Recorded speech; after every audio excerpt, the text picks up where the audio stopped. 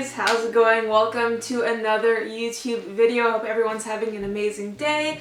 So today I wanted to talk to you guys about fat loss and especially the top 5 mistakes that people tend to make when trying to lose fat. So the first mistake that I tend to see pretty frequently is that people are not tracking calories or that they're tracking them inaccurately. If you choose not to track calories because of an eating disorder, however, that is completely different. I wouldn't recommend tracking calories if you are still struggling with disordered eating because it can be pretty detrimental for your mental health. Now, if you don't have like a history of eating disorders, but you're saying to yourself, oh, I'm too lazy, or like tracking is too much effort, I can just, do it without tracking, you're pretty much setting yourself up for failure unless you're lucky and you just by chance happen to be eating in a deficit. So the reason why tracking is so important is because this is a numbers game. So you will lose fat if you're in a calorie deficit, meaning that you're burning more calories than you consume every single day. The way you can control this is by what you eat and how much cardio you do. The thing is, when you do cardio, it's hard to know how many calories you're burning exactly, which is why it's a lot better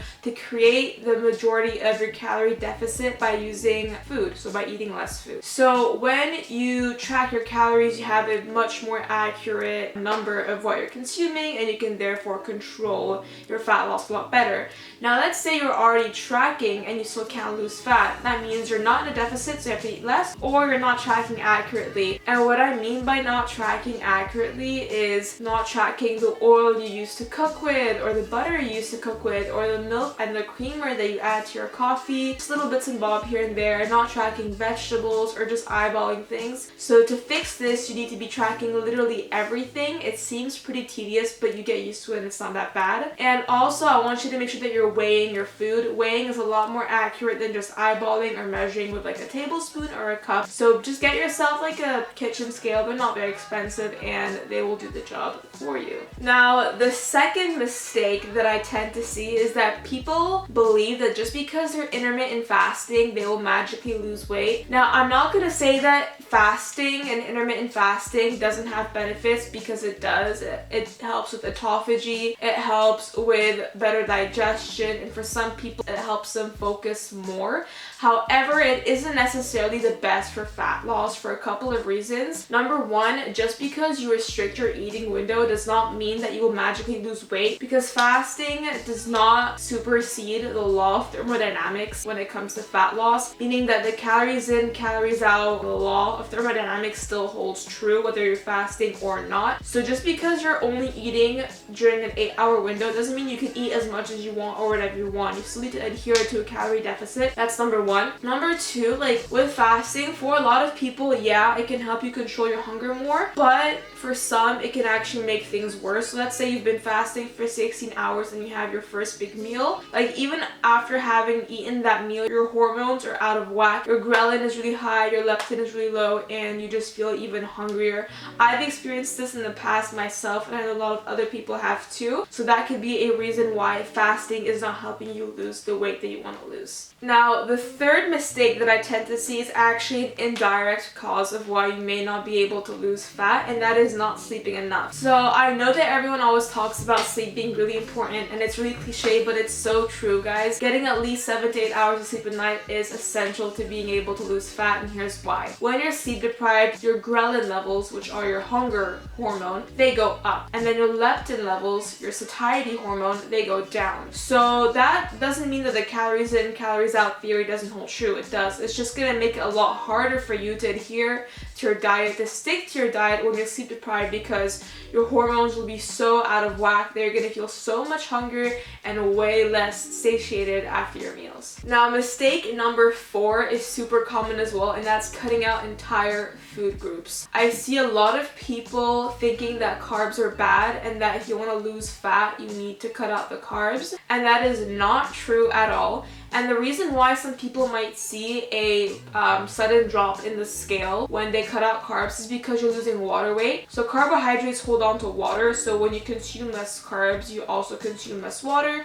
Your glycogen stores become depleted and the scale weight goes down because you're losing water weight. You're not losing actual fat. So this is a technique a lot of bodybuilders use, like when they are coming closer to a competition, like during peak week, they'll cut carbs down because they want to look really dry and really short shredded, but it doesn't really make them any leaner when it comes to like your body fat going down, if that makes sense. So I would not recommend cutting out any food groups. I think you should be eating a balanced diet with carbohydrates, protein, and fats. If you cut out carbs but you're not in a calorie deficit, you will not lose fat. If you keep carbs in your diet and they make you feel good and you like the taste of carbs but you adhere to a calorie deficit, you will lose fat. So don't believe that cutting out any food groups or like cutting out dairy or being vegan or being paleo or keto or any of those diets is going to automatically make you lose fat. If you prefer any of those diets for like the taste or the kinds of foods, then go for it. Just make sure that you're in a calorie deficit and you should be fine.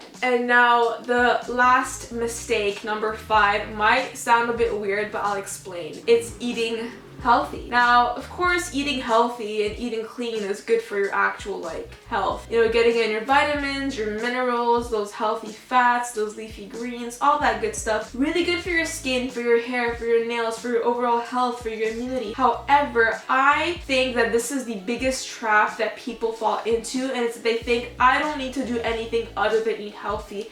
And that is not the case. And I find myself repeating this way too often, but it's the truth. If you don't adhere to your calorie deficit, no matter what you do, you will not lose fat. Like even if you're eating 100% clean, whole foods, like completely unprocessed, if you're eating too many calories, the fat will not come off. And the thing is, yeah, most of the time healthy foods aren't very dense in calories, so you can eat a lot of healthy foods for like very little calories when it comes to vegetables, fruits, things like that. But not all healthy foods are created equal. You'll find some foods that are a lot more dense in calories, and a good example of this is like nuts, seeds, oils. They're not bad for you. They have healthy fats, omega-3s, vitamins, minerals, but it's so easy to eat like so many calories from them.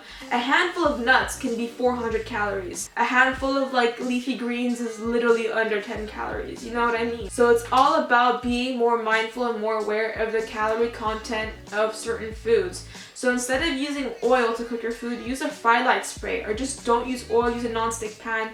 That's what I do and it works wonders, and I'm saving loads of calories. So don't just think I need to eat healthy. I want you to think I need to be in a calorie deficit and that 80% of the foods that I eat need to be unprocessed and healthy foods.